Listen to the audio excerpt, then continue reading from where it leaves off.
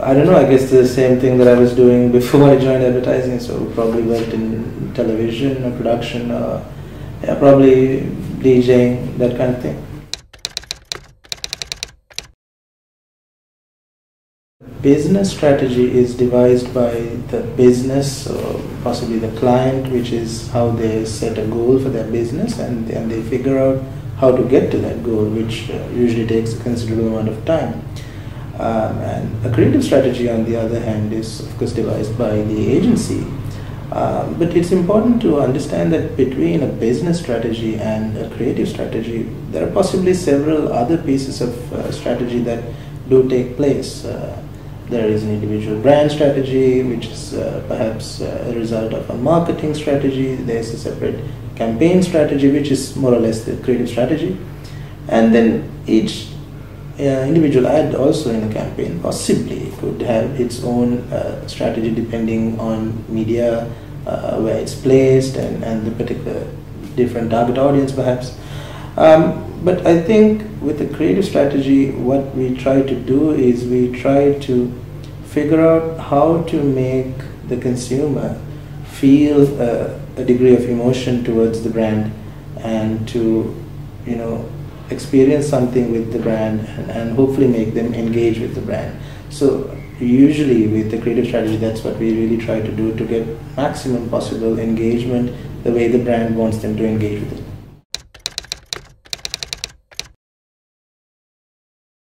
I think it's measured by how successfully the work goes out and deliver the results that it was supposed to deliver or achieve the things that it was supposed to achieve.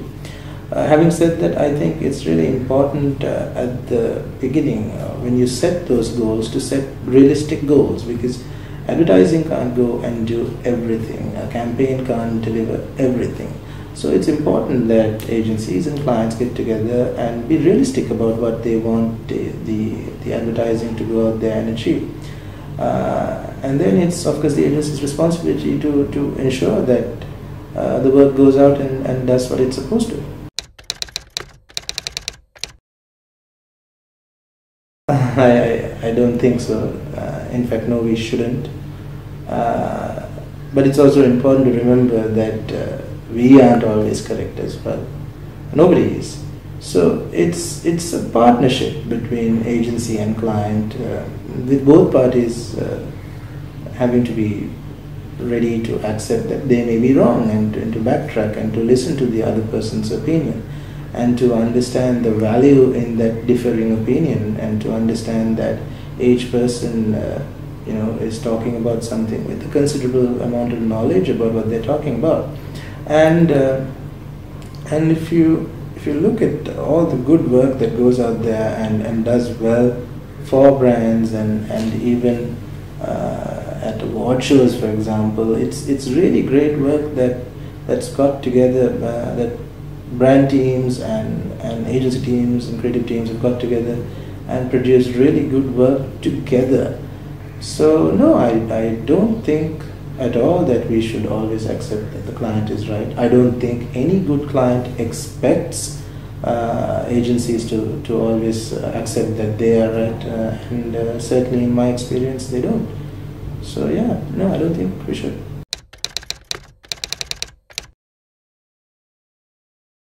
That's pretty interesting. In our agency, we have this question that we ask, which is what is the problem / opportunity? Because we think that the more complex the problem, possibly the better the solutions. Wherever there is a really good or a big problem, there's probably a better solution waiting for you. And something that we try to do is that we try to define the problem really, really well. And which is possibly the most important thing we do in our briefing process. If you define the problem really well and you understand what the problem is, that will help you get a better focused creative solution. And so yeah, really good problem equals a really good solution. So I don't think they are mutually exclusive.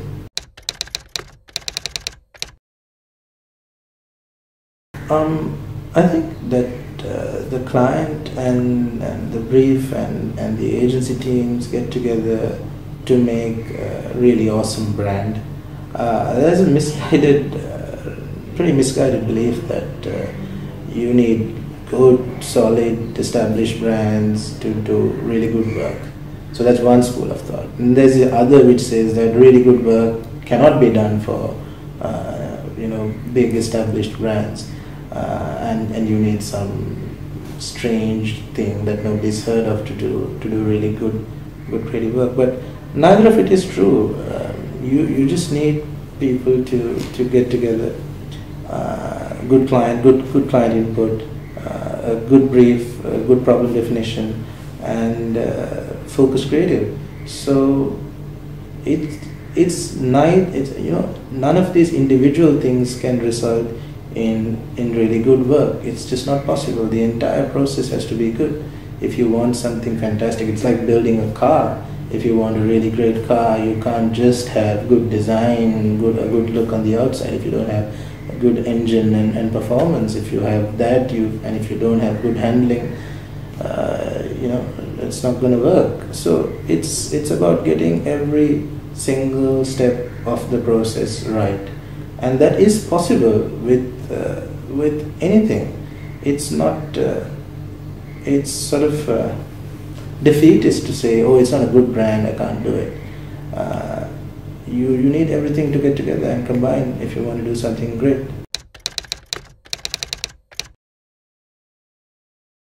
No, absolutely not. There's a Beatles song, "Money can't buy me love," so neither can a promotion.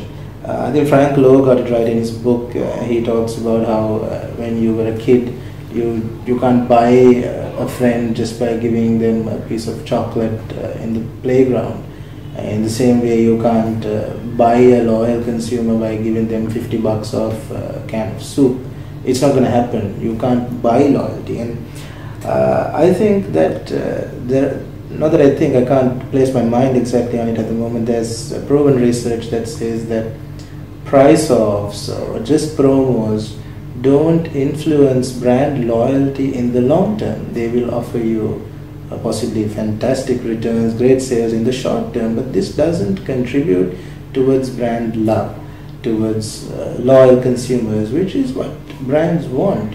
So promotions are a great way to gain short-term advantage, but it's not possible to build a brand in the long term through promotions alone. It's just not going to happen.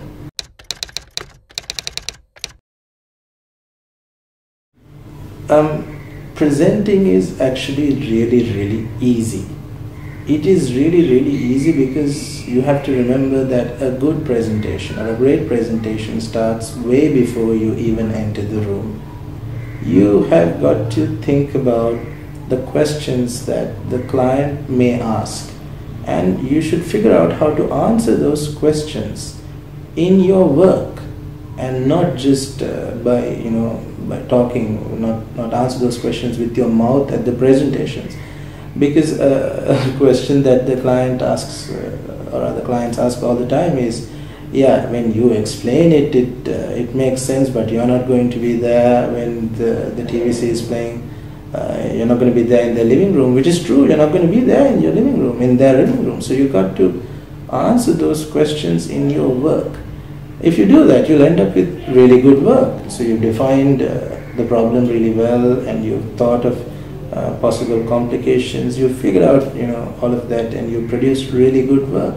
And once you have really good work, well thought out work, it's very easy to present that, because the work itself will answer most of the questions that the client had anyway, because they've set out a challenge for you because they have a problem in the marketplace, and if you come with a good solution, they're going to have less questions.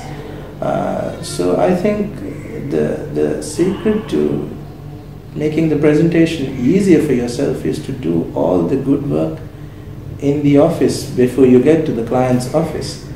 And once you do that, you believe in the work, and when you believe in the work, it shows, and then the client will believe as well, and subsequently so will consumers.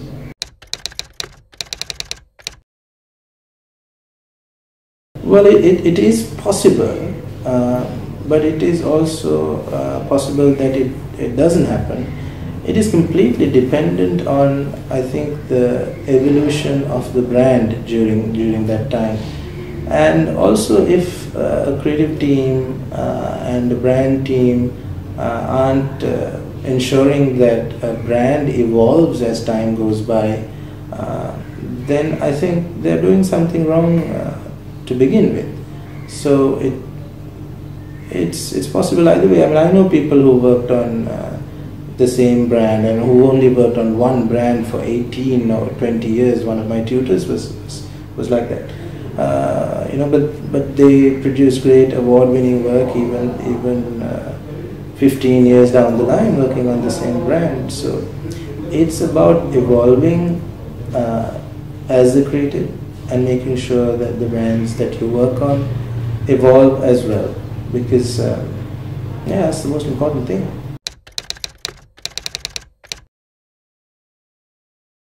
I'd like to think that I sincerely hope that I haven't yet done the best piece of work that I'll ever be a part of. So I hope that it's yet to come. But one thing that I'm personally very fond of is when our team did the Rexona walking fan piece, which we felt was a very courageous campaign, and the client bought into that, and we went all out, and it really worked. So particularly fond of that one.